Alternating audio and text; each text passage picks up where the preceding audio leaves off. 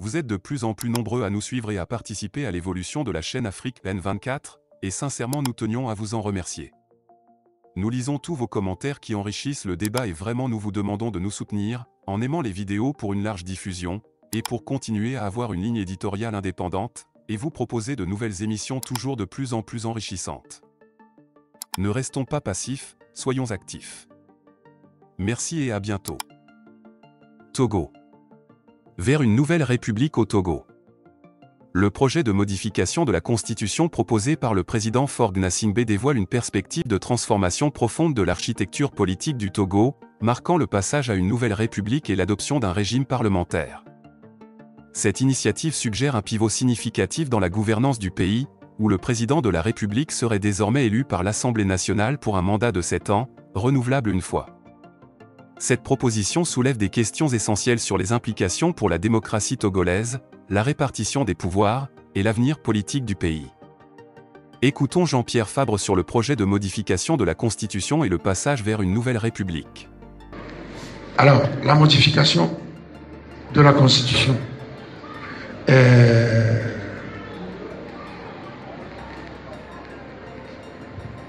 Qu'est-ce qui est modifié? Qu'est-ce qui est modifié?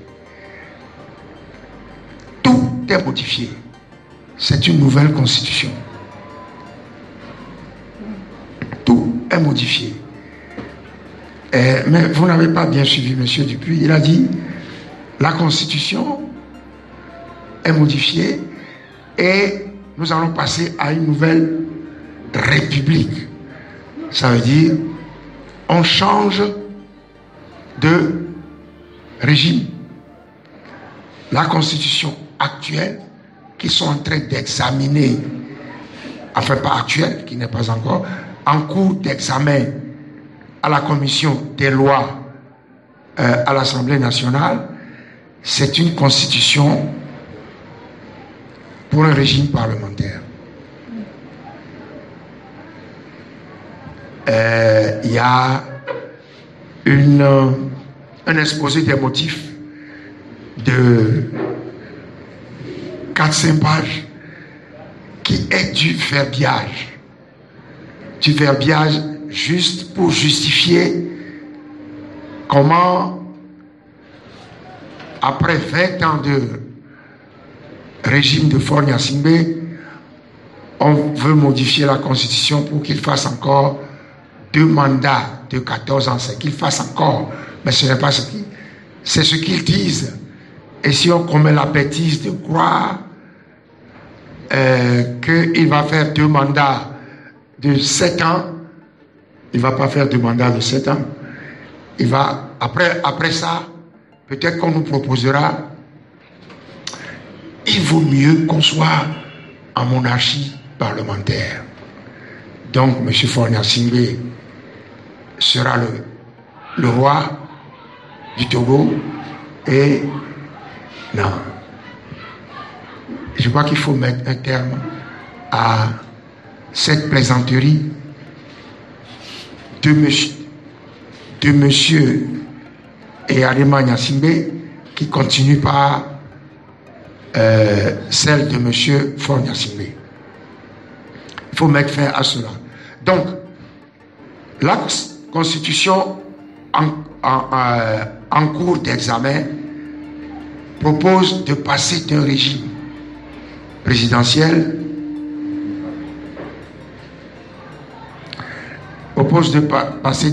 présidentiel à un régime parlementaire avec un président de la République qui n'a pas de pouvoir proprement dit, comme dans les régimes parlementaires, ou comme la reine d'Angleterre ou le président de la République fédérale d'Allemagne, ou comme en Italie, ou comme en Israël.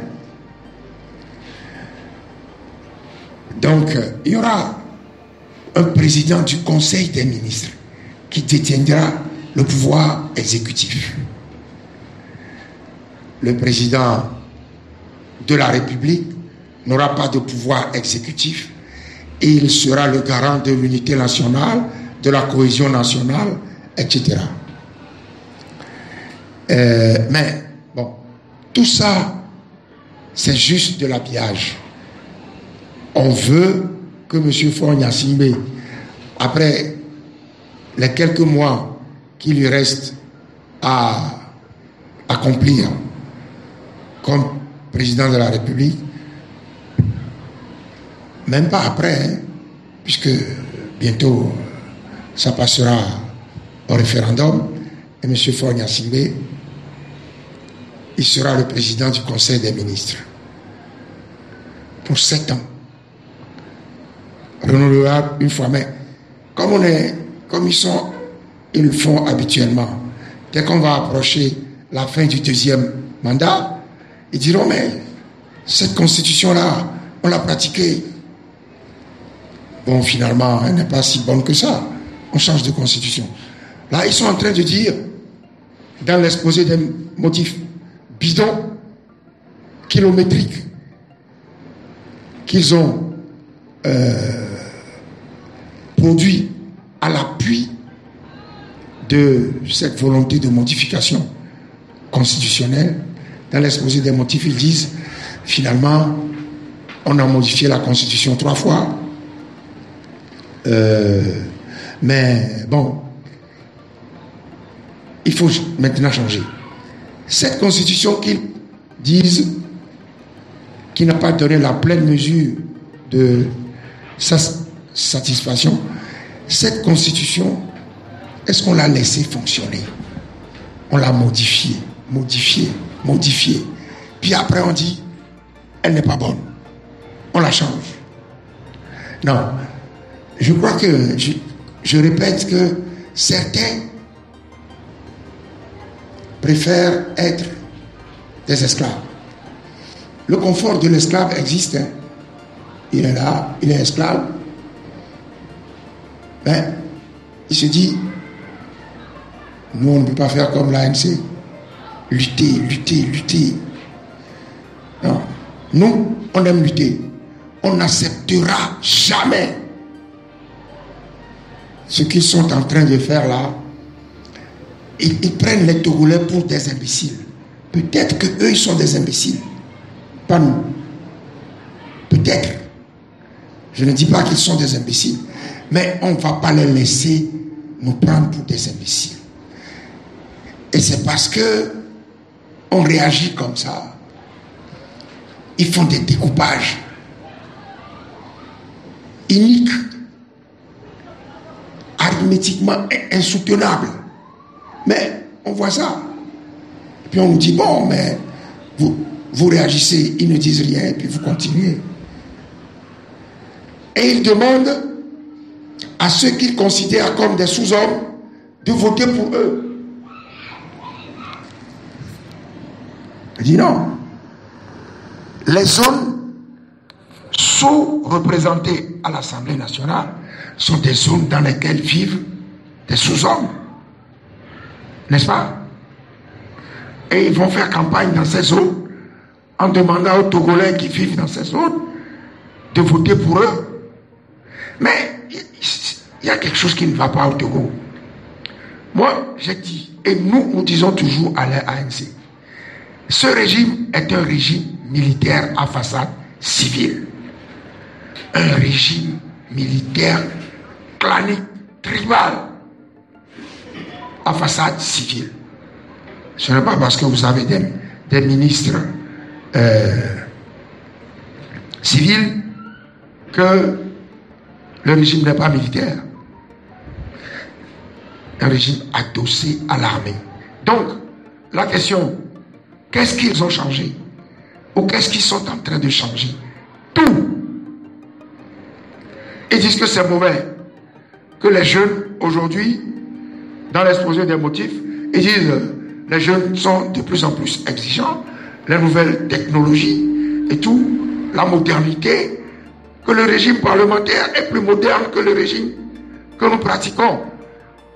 Et je dis que nous n'avons jamais pratiqué et qui a toujours subi des coups de boutoir, des coups de force et des coups d'État.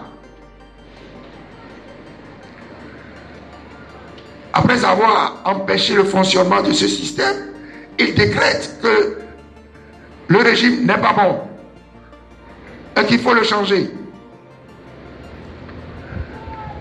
Évidemment, pour prétendre remettre le compteur à zéro pour que M. Faure Gnassingbé puisse prétendre légalement, légitimement refaire d'autres mandats.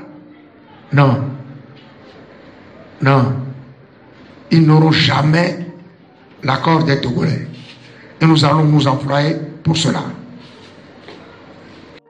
Vers une nouvelle république.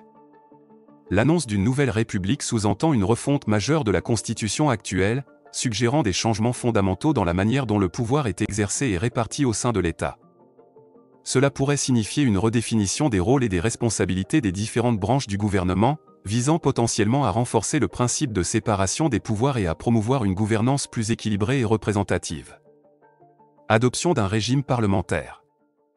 Le passage à un régime parlementaire représente une rupture avec le système présidentiel actuel, où le chef de l'État détient une grande partie du pouvoir exécutif. Dans un régime parlementaire, le gouvernement dépend de la confiance de l'Assemblée nationale, ce qui peut favoriser une plus grande cohésion entre les branches législatives et exécutives du gouvernement. Cette structure est censée encourager un dialogue politique plus actif et une responsabilité gouvernementale accrue. Élection du président par l'Assemblée nationale. L'élection du président par les membres de l'Assemblée nationale est une caractéristique distincte du régime parlementaire proposé, qui pourrait modifier la dynamique de pouvoir au Togo. Ce processus pourrait théoriquement permettre une sélection plus consensuelle du chef de l'État, reflétant un large soutien parmi les élus représentant la population. Toutefois, cette méthode d'élection soulève également des questions sur la distance démocratique entre le peuple et la présidence, puisque les citoyens n'éliraient pas directement leur président. Un mandat présidentiel étendu. Le mandat présidentiel de 7 ans, renouvelable une fois, offre une période de gouvernance plus longue que celle de nombreux autres pays démocratiques. Cette durée peut fournir une stabilité politique et permettre une mise en œuvre plus cohérente des politiques à long terme. Cependant, elle impose aussi une réflexion critique sur les mécanismes de contrôle et d'équilibre nécessaires pour prévenir l'accumulation excessive de pouvoir et assurer une véritable alternance démocratique. Le projet de modification de la constitution togolaise et le passage à une nouvelle république marquent potentiellement un moment charnière dans l'histoire politique du pays. Alors que cette initiative pourrait représenter une avancée vers une gouvernance plus démocratique et participative, elle requiert une analyse minutieuse et un débat public approfondi pour garantir que les changements proposés servent véritablement les intérêts du peuple togolais.